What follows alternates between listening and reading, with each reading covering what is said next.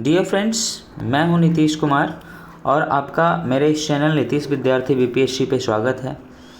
Friends, जैसा कि हम लोग जानते हैं कि आगामी 3 से 4 महीनों में कभी भी 70वीं बीपीएससी का नोटिफिकेशन हमारे सामने आ सकता है और एक नए पैटर्न के अनुसार जो हम लोग 68th बीपीएससी से देखते आ रहे हैं कि ऑप्शनल पेपर के जगह पे अब क्या हो रहा है कि निबंध का पेपर को शामिल कर लिया गया है और 68वीं बीपीएससी में निबंध ऐसा पूछा गया कि उसका अर्थ ही समझने में पहले टाइम लगा कि अर्थ क्या है। सही अर्थ मालूम करना ही उसके लिए एक बहुत बड़ी चुनौती थी परीक्षार्थियों के लिए।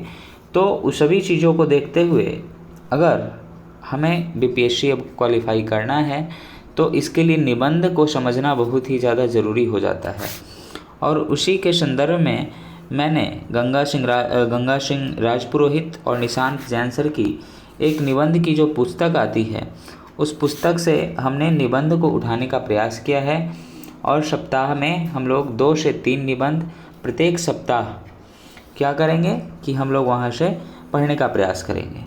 देखिए, ये बुक से भी पढ़ा जा सकता है, लेकिन वीडियो फॉर्मेट में यूट्यूब पे पढ़ने का ये एक अच्छा बेनिफिट होता है कि आप कहीं भी सफ़र में भी हैं, अगर आप अपने बुक से थोड़ा बोर हो रहे हैं तो आप यहाँ यूट्यूब पे कुछ और ना देख करके आप ये चीज़ देख सकते हैं। ये आपको कहीं ना कहीं एग्ज़ाम में बेनिफिट ही करेगा। तो आइए ज़्यादा बात ना करते हुए इस निबंध श्रृंखला की पहली जो निबंध है उसको हम लोग शुरुआत करते हैं। निबंध का शीर्षक है कि सफल होना काफ़ी नहीं है, जीवन की असली खोज सार्थकता है। ठीक है, तो ये चीज़ हम लोग समझने का प्रयास करेंगे कि निशांत जैन सर जो हैं वो इस निबंध को किस तरीक़ा से लिखे हैं, उनका मन में जो है क्या भाव इस निबंध के प्रति आता है, आखिर इस निबंध को जो टॉपर्स होते हैं वो कैसे सोचते हैं, हम उनके विचारों को समझने का प्रयास करेंगे। ठीक है, तो आइए हम स्टार्ट करते हैं। देखिए, शीर्षक है कि सफल होना काफ़ी नहीं है, जीवन की असली खोज सार्थकता की है। ये निशांत जैन सर के द्वारा ही लिखा गया है। देखिए, तो ये स्टार्ट करते हैं सर यहाँ से 2 पंक्ति लिखते हैं शुरू में कि कुछ लोग वे जो वक्त के सांचों में ढल गए और कुछ लोग वे जो वक्त के ढांचे बदल गए। देखिए, कुछ ऐसा ही इन्होंने लिखने का प्रयास किया है जो शुरुआती 2 लाइनों में ही जो कॉपी जांच करने वाले जो प्रोफेसर होंगे उनके दिमाग पे एक डायरेक्ट इम्पैक्ट डालेगा कि बच्चा जो है वो कुछ अच्छा लिखने का प्रयास कर रहा है। तो यहाँ से ये है कि कुछ लोग वे जो वक्त के सांचों में ढल गए और कुछ लोग वे जो वक्त के ढांचे बदल गए। उसके बाद इन्होंने स्टार्ट किया है कि जीवन का दर्शन कुछ ऐसा ही है, अनादिकाल से लेकर के आज तक सभ्यताओं ने नित नई करवटें ली हैं, संस्कृतियों ने नित नए रूप धरे हैं, पर यदि नहीं बदला तो वो परिवर्तन का शाश्वत क्रम। परिवर्तन प्रकृति का शाश्वत नियम है, इसी के अनुरूप ही जीवन दर्शन और दृष्टिकोण में बदलाव और सुधारात्मक विकास दृष्टिगोचर होते रहे हैं। ठीक है, तो इन्होंने जो है ये चीज़ इन्होंने इंट्रोडक्शन वाले पार्ट में इन्होंने ये चीज़ बताने का प्रयास किया है कि देखिए, सब कुछ जो है शुरू से लेकर के आज तक, यानी कि अनादिकाल से लेकर के आज तक। ठीक है, अनादिकाल से लेकर के आज तक जो है क्या हुआ कि सभ्यता में भी चेंज हुई है, हमारी संस्कृति में भी परिवर्तन हुए हैं। ठीक है, नए नए रूप धरे हैं, लेकिन अगर कुछ नहीं बदला है तो परिवर्तन का शाश्वत क्रम, यानी कि एक हम ऐसे सुनते हैं कि परिवर्तन ही संसार का नियम है, वही इन्होंने इंट्रो पार्ट में यहाँ पे देने का प्रयास किया है। क्योंकि यहाँ पे जो हेडिंग था तो उसमें क्या था कि सफल होना ज़रूरी है और लेकिन जीवन की जो असली खोज है वो सार्थकता है। तो खोज का मतलब क्या होता है? खोज एक निरंतर प्रक्रिया होती है। तो वही बताया है इन्होंने कि परिवर्तन जो है प्रकृति का शाश्वत नियम है, इसी के अनुरूप ही दर्शन और दृष्टिकोण में बदलाव और सुधारात्मक विकास दृष्टिगोचर होते रहें। अगली पंक्ति में इन्होंने लिखा है कि सफलता प्राप्त करना जीवन का एक सर्वमान्य स्वीकृत लक्ष्य है। इसमें कोई भी संदेह नहीं है कि प्रत्येक व्यक्ति, समूह, समुदाय, समाज या देश अपने उद्देश्य और प्रयासों में सफलता की आकांक्षा रखता है। ठीक है, ये बता रहे हैं कि देखिए अब ऐसा नहीं है कि सफलता प्राप्त करना हमारे जीवन का लक्ष्य नहीं होता है। सफलता प्राप्त करना हमारे जीवन का लक्ष्य होता है। अगर हम एक स्टूडेंट हैं तो हम जो भी एग्ज़ाम की प्रिपरेशन कर रहे हैं, ठीक है, चाहे वो कोई भी एग्ज़ाम हो, हमारा जो भी लक्ष्य हो, जिस एग्ज़ाम को हमने अपना लक्ष्य माना है तो उसको प्राप्त करना हमारा एक लक्ष्य होता है कि हमें इसे प्राप्त करना है। तो इन्होंने वही बताया है कि यह एक सर्वमान्य लक्ष्य है। इसमें कोई भी संदेह नहीं है कि प्रत्येक व्यक्ति, समूह, समुदाय, समाज या देश अपने उद्देश्य और प्रयासों में सफलता की आकांक्षा रखता है। ऐसा करना स्वाभाविक भी है और वांछनीय भी, परंतु वे लक्ष्य में किस सीमा तक सफल हो पाते हैं यह उनके अध्यवसाय, प्रतिबद्धता, लगन, परिश्रम और कुछ सीमा तक परिस्थिति जन्य संयोगों पर भी निर्भर करता है। प्रासंगिक प्रश्न यह है कि जीवन में सफलता और सार्थकता की पारस्परिक संबंध क्या है। देखिए जो हमने क्वेश्चन में वहाँ पे शुरू में पढ़ा था, ठीक है, कि सफलता है बड़ी या फिर जीवन की सार्थकता है। जैसा कि हमने देखा था, यहाँ पे देख लेते हैं कि सफल होना काफ़ी है या फिर जीवन की असली खोज सार्थकता की है। यही हम लोगों ने वहाँ पे देखने का प्रयास किया था। तो वही अब बता रहे हैं कि प्रासंगिक प्रश्न यह है कि जीवन में सफलता और सार्थकता का पारस्परिक संबंध क्या है। क्वेश्चन यही है, वे किस सीमा तक अन्योन्याश्रित हैं और सार्थकता के अभाव में सफलता का कोई औचित्य है भी अथवा नहीं, ये है प्रश्न। ठीक है, तो आगे देखते हैं हम लोग। कामयाबी के पीछे नहीं, काबिलियत के पीछे भागो। 3 इडियट्स फिल्म की यह संवाद इस फलसफे को बहुत हद तक स्पष्ट करता है। सफलता और सार्थकता दोनों में कौन अधिक उपादेय है अथवा दोनों का समन्वय बेहतर विकल्प है, इस प्रश्नों को लेकर मानव मन में एक सतत द्वंद्व रहा है। देखिए इन्होंने यह बताने का प्रयास किया है, दोनों को रिलेट कर रहा है कि सफलता ज़्यादा ज़रूरी है या फिर जो हम सार्थकता की खोज कर रहे हैं वो ज़्यादा ज़रूरी है। तो इस दोनों में जो डिबेट है तो उसी को यहाँ पर उठाया गया है। तो यहाँ पे यही बताया गया है कि चाहे भारतीय चिंतन परंपरा हो या पाश्चात्य दृष्टिकोण, प्रायः विचारकों में इस प्रश्न को लेकर मतैक्य है कि सफलता की पूर्णता उसकी सार्थकता में निहित है और सफल होना काफ़ी नहीं है। देखिए कोई भी व्यक्ति सफल तभी होता है। आप कोई भी एग्जाम्पल ले लीजिए, ठीक है, आप बुद्ध से लेकर के महावीर से लेकर के वर्तमान समय तक का कोई भी एग्जाम्पल ले लीजिए। कोई भी अगर व्यक्ति अगर जीवन में सफल है तो वो सार्थकता की खोज में और निरंतर प्रयासरत रहता है। ठीक है, जैसे अगर बिल गेट्स का ही आप एग्जाम्पल लीजिए तो जीवन में उन्होंने सफलता की ऊंचाइयां तो बहुत प्राप्त की, लेकिन फिर भी उतना धन होने के बावजूद उन्होंने सार्थकता पर बल इस मायने में दिया कि वो अपनी कमाई का एक बहुत बड़ा हिस्सा दान में कर देते हैं। ठीक है, ताकि लोगों का जो जीवन शैली है वो सुधर सके।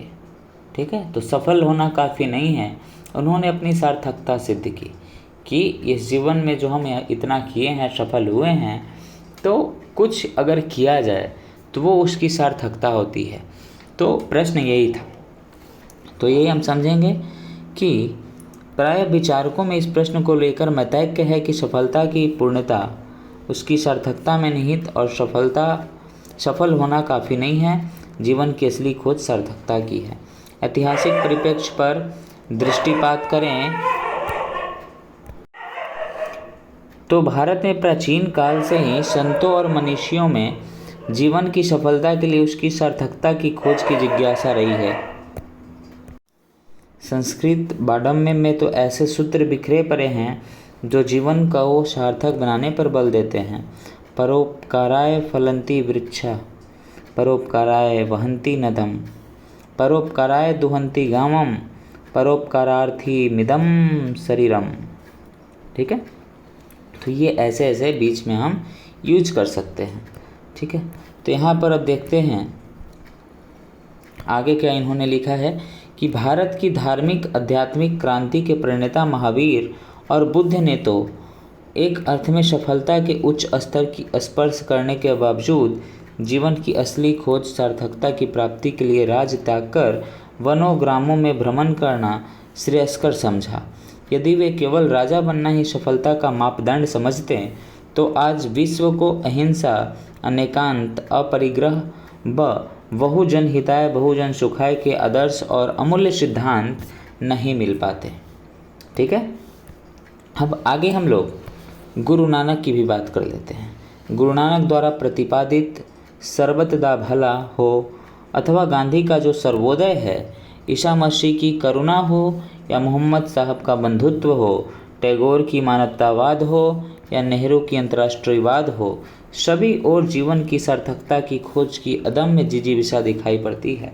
देखिए इन्होंने क्या किया है कि हर एक पर्सनैलिटी का, बुद्ध से लेकर के महावीर से लेकर के गुरु नानक, गांधी, ईसा मसीह, मोहम्मद साहब, टैगोर, नेहरू, सभी चीज़ को इससे रिलेट कर दिया है कि अगर जीवन का असली जो स्वाद है वो सफलता में ही होता तो लोग सार्थकता के पीछे क्यों भागते। ठीक है, नामदेव, तुकाराम, एकनाथ, तुलसी, रहीम, नरसिंह, चैतन्य, ज्ञानेश्वर, शंकरदेव सभी सफलता के ऊपर सार्थकता को महत्व प्रदान कर रहे थे। शायद इसलिए भारतीय संस्कृति कीर्तिश्रेय सजीवित के मंत्र को स्वीकार करती है। ठीक है, अब आगे हम लोग देखेंगे कि व्यक्ति और पारिवारिक स्तर पर देखें तो क्या महज रोजगार की तलाश, विवाह, संतानोपति, बच्चों का पालन पोषण और सेवानिवृत्ति ही जीवन है।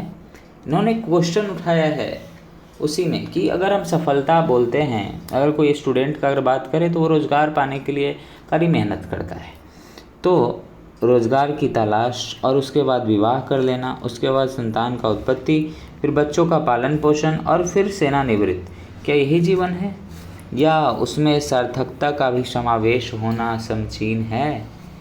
ये बात है। तो यहाँ पे इन्होंने 2 पंक्तियों का यूज़ किया है कि तुम्हारे दिल की चुभन भी ज़रूर कम होगी, किसी के पाँव से कांटा निकाल कर तो देखो। यद्यपि इसमें कोई संदेह नहीं कि पारिवारिक उत्तरदायित्वों का निर्वाह एक मूलभूत आवश्यकता है, पर उसके साथ साथ कुछ ऐसा सार्थक किया जाना चाहिए जो न केवल आत्मिक संतोष का अनुभव प्राप्त करे बल्कि समाज हित में भी अपना योगदान करे। पुनर्जागरण के दौर में राजा राम मोहन राय, ईश्वर चंद्र विद्यासागर, केशव चंद्र सेन, सर सैयद अहमद खां, स्वामी दयानंद सरस्वती, विवेकानंद और एनी बेसेंट दरअसल सामाजिक कुरीतियों के विरुद्ध अभियान चलाकर प्रकारांतर से ही जीवन की सार्थकता को प्राप्त करने का प्रयास कर रहे थे। इन्होंने सारे इम्पोर्टेंट पर्सनैलिटीज़ का एग्जाम्पल यहाँ पे पेश करने का प्रयास किया है कि आज तक जो भी महान शख्सियत हुए उन्होंने अपने सफलता से ऊपर अपने जीवन की सार्थकता पर भरोसा दिखाया और यही कारण है कि वो उतने सफल भी रहे। ठीक है, आगे देखिए क्या लिखते हैं कि राजनीतिक और आर्थिक स्तर पर देखें तो प्रश्न यह उठता है कि क्या एक श्रेष्ठ संविधान या बेहतर कानूनों का निर्माण काफ़ी है अथवा उनके बेहतर कार्यान्वयन की आवश्यकता है। प्रश्न उठता है। वस्तुतः हमारे संविधान और विधानों की सार्थकता इसी में है कि अपने मूल आदर्शों स्वतंत्रता, समानता, बंधुत्व, समाजवाद, पंथ निरपेक्षता को दृष्टिगत रखते हुए समावेशी विकास और वित्तीय समावेशन का माध्यम बने। यदि सरकार द्वारा सामाजिक, आर्थिक और राजनीतिक स्तर पर बनाए गए कानूनों और योजनाओं का लाभ समाज के वंचित वर्गों, अनुसूचित जातियों व जनजातियों, पिछड़े वर्ग, अल्पसंख्यकों, महिलाओं, बच्चों, वरिष्ठ नागरिकों, सीमांत कृषकों, असंगठित क्षेत्र के मजदूरों, प्रवासियों, शरणार्थियों तक ना पहुंच पा रहा है तो उनकी सार्थकता निश्चित ही खतरे में पड़ जाती है। ठीक है, देखिए एक चीज़ और भी है कि अगर हमारी जो आज की स्थिति है देश में वो क्या है कि हम लोग अपने संविधान को लेकर के हमारे पास कुछ अधिकार दिए गए हैं। अगर हमारे जो पूर्वज थे जिन्होंने हमें आज़ादी दिलवाई, अगर वो उनका एक ही मकसद रहता कि सिर्फ़ और सिर्फ आज़ादी पाना है, आज़ादी ले करके हमको अपने आप में सफलता पानी है, तो वो आज़ादी ले करके वो चुपचाप हाथ धर के बैठ जाते।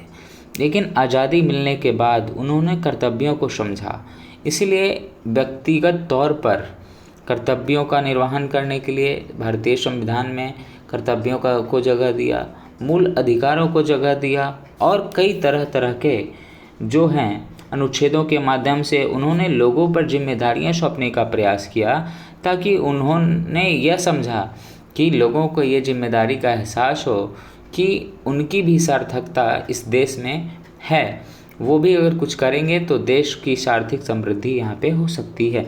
तो ये समझने की ज़रूरत थी। ठीक है, तो ये है कि यदि जीवन का असली खोज सार्थकता की उपलब्धि न होती तो तथाकथित सफलता के शिखर पर बैठे बिल गेट्स, वॉरेन बफेट जैसे उद्यमी मानव कल्याण के लिए अपनी अकूत संपत्ति का बड़ा भाग दान न करते। किरण बेदी तिहाड़ जेल में सुधार और पुलिस सुधारों में नवोन्मेष नहीं करती। राजेंद्र सिंह और सुंदरलाल बहुगुणा जल संरक्षण व पर्यावरण की अलग नहीं जगाते, और कैलाश सत्यार्थी बचपन बचाओ आंदोलन के माध्यम से बाल अधिकारों का झुंड नहीं करते। किसी शायर ने यूं ही नहीं लिखा है कि किसी की 4 दिन की ज़िंदगी 100 काम करती है, किसी की 100 बरस की ज़िंदगी में कुछ नहीं होता।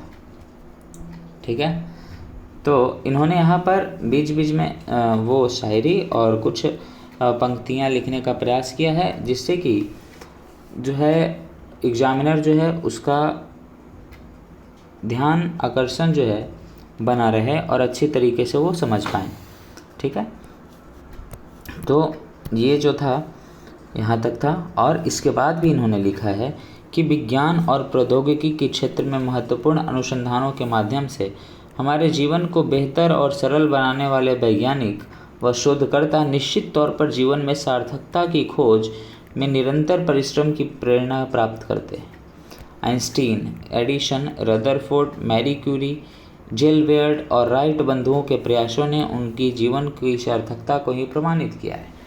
देखिए, जितने भी वैज्ञानिक हैं वो खोज तो करते हैं, ये उनकी सफलता ज़रूर है, लेकिन उनकी खोज को हम अपने दैनिक जीवन में यूज कर पाते हैं। यही यूज जो उनका एक खोज था, ये पूरे मानव समाज के हित में जो जा रहा है, यही तो उनकी सार्थकता है। तो सिर्फ और सिर्फ अगर उनकी पर्सनल उपलब्धि होती उससे, तो उससे लोगों का सार्थकता नहीं हो पाता।